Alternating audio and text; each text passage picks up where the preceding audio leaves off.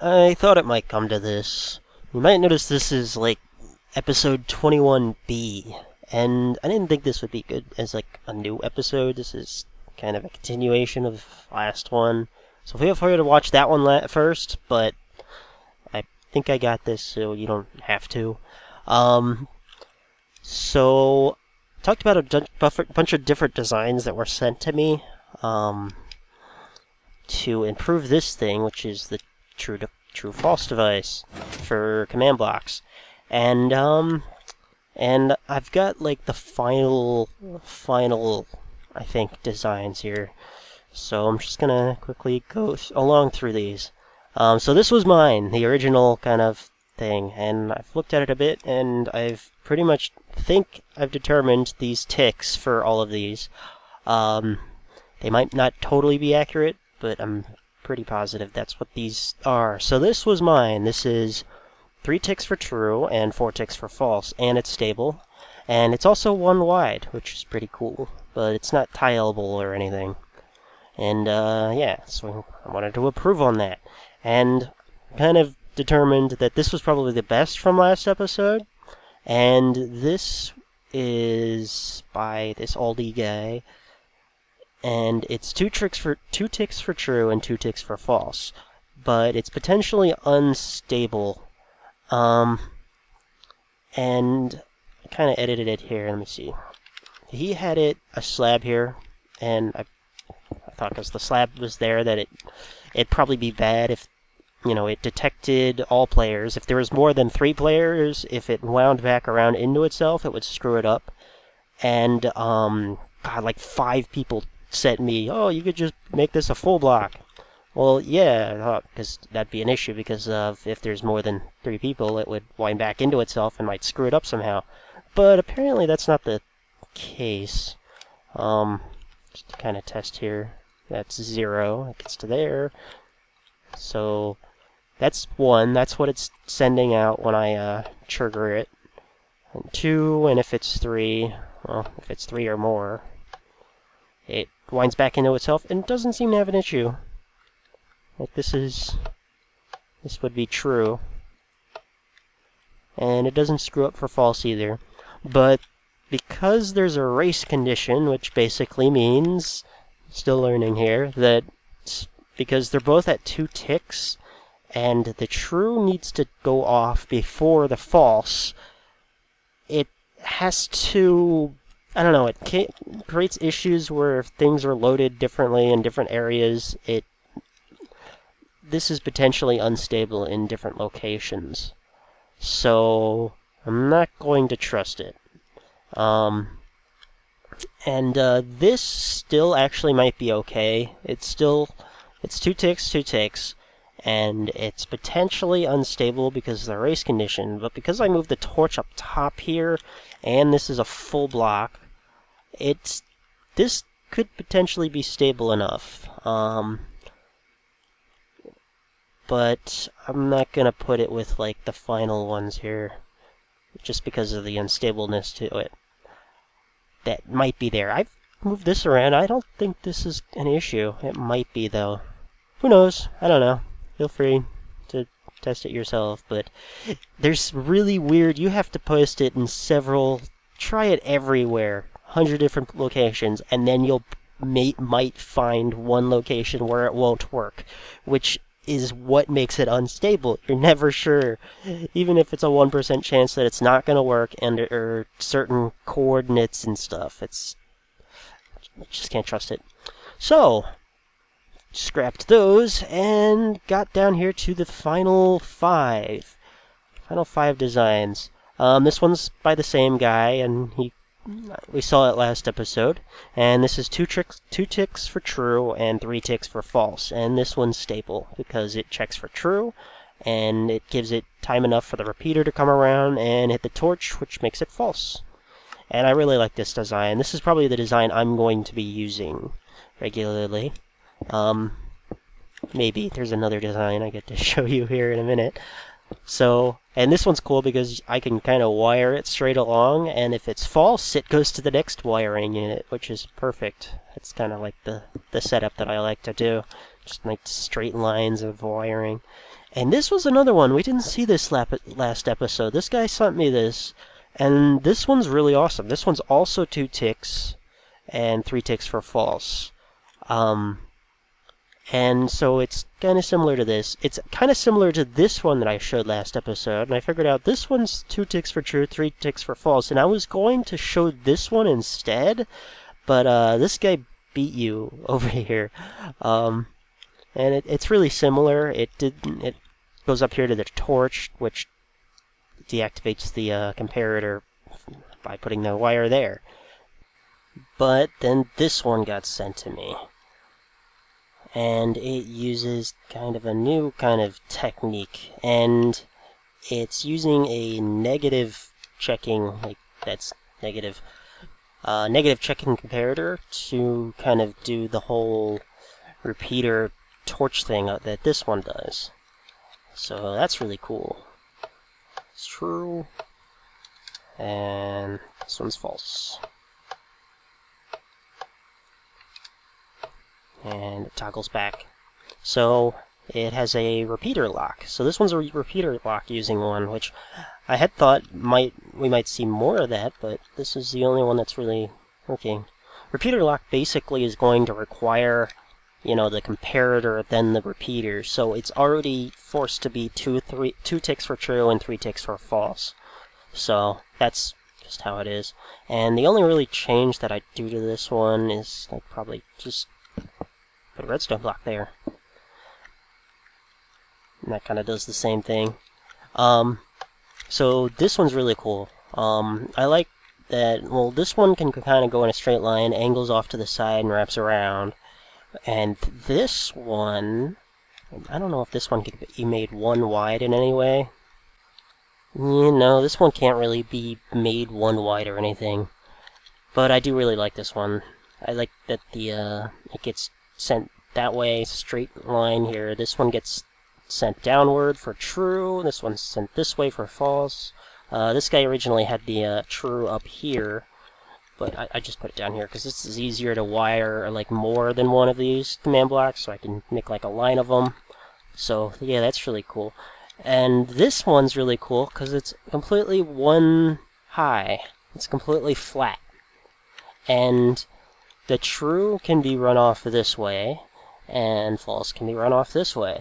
So, kind of gives 2 different ways of doing things here. Like, the entire second level of this thing is all just top slabs here. Full blocks, or whatever you want to put there. And, yeah. So, these are kind of the 2 silent designs that I picked out here. And the third design, so I had like a few different piston ones picked out that were kind of going to win, but then this thing got sent to me like last night, and this is what I think is happening here. It's 1 tick for true and 1.5 ticks for false, which makes it stable. And he's doing this by using a piston that ends up creating a 1/2 tick pulse, which makes this thing stable. I'm pretty positive. I've tried this a lot. I've tested this a bit, and this thing's awesome. And it's using a redstone block. You never see these things used enough. So, here's true and false. So it's basically the same shape and design over here, but instead of this, he's putting a piston right there where the torch is. Instead of using a torch, he's using a piston and a redstone block. And this thing's really cool. So it is extremely fast. So if I don't care about using a piston, I'm going to be using this. It's so cool.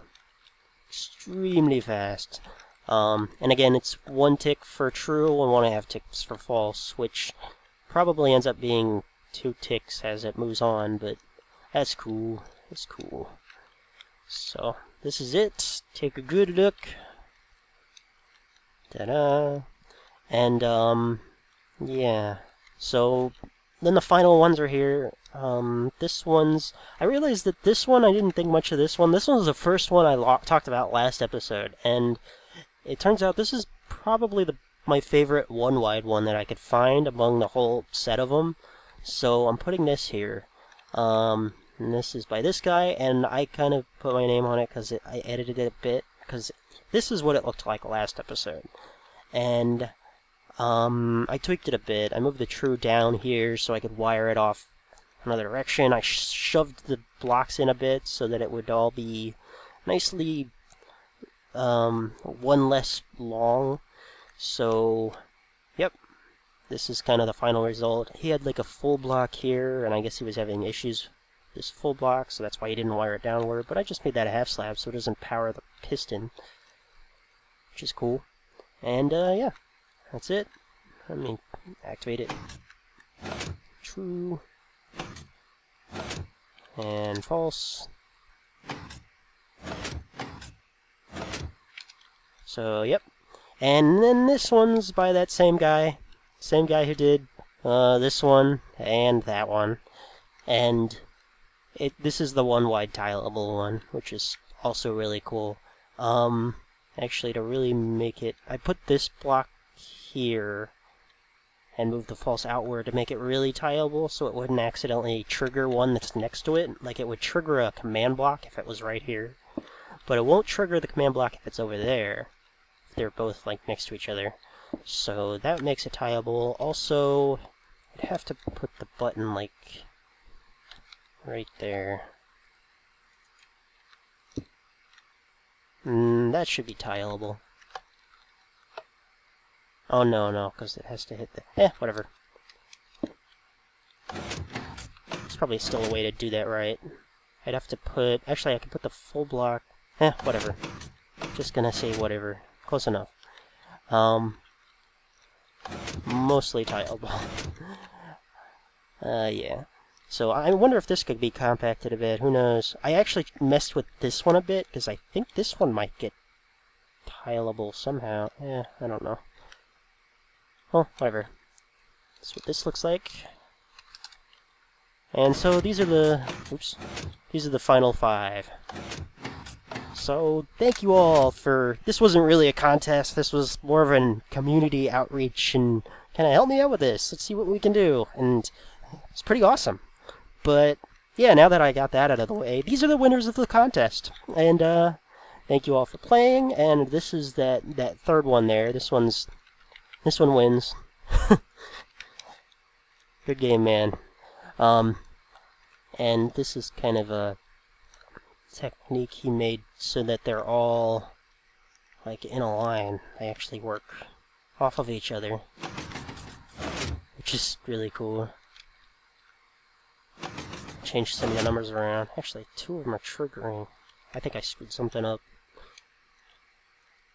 Oh yeah, because they're hitting...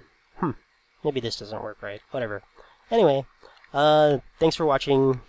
Yeah, normally I'd trigger straight down this way, so I'd trigger the next one from the false queue or something, or from the true queue, depending on what you're working on. Oh, there's actually one other thing I wanted to... Yeah, actually I probably can. I could probably jerry-rig this so that it can detect a certain amount of players. So it only triggers false when there's like 3 or more players. Because if I don't want something to activate... let me just do an example. Man, I thought I had this before. So I'm trying to get the signal to run. Get it to test for 3 or less people. And if it finds there's 3 or less people, then it will run a true signal. And if it finds 4 or more, then it runs the false signal. So it won't allow the system to run unless there's 4 or more people. And it also sends a signal if there's 3 or less. So I'm trying to get it to trigger if... Well, 3 or less...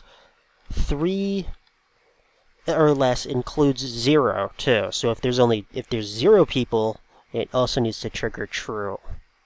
Yeah, it's harder to test for. I'd probably do like a...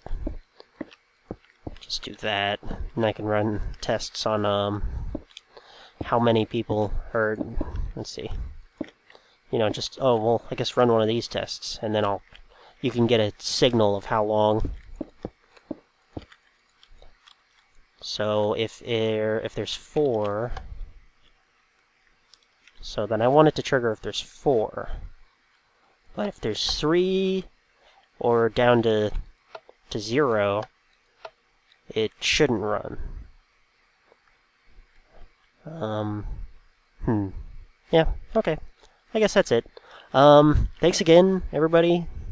I know it's probably feel weird giving another request here, but you guys seem to love doing this, so it's cool. And if there's any kind of improvements on these or anything else, I'm not going to do any more episodes on that. I might try to let me know. I'll put an annotation on this episode or something about improvements or something. If there's like a video link or even just a standard link or something, I could put in the comment or the description or something. And that's it. Thanks for watching, and see you next episode.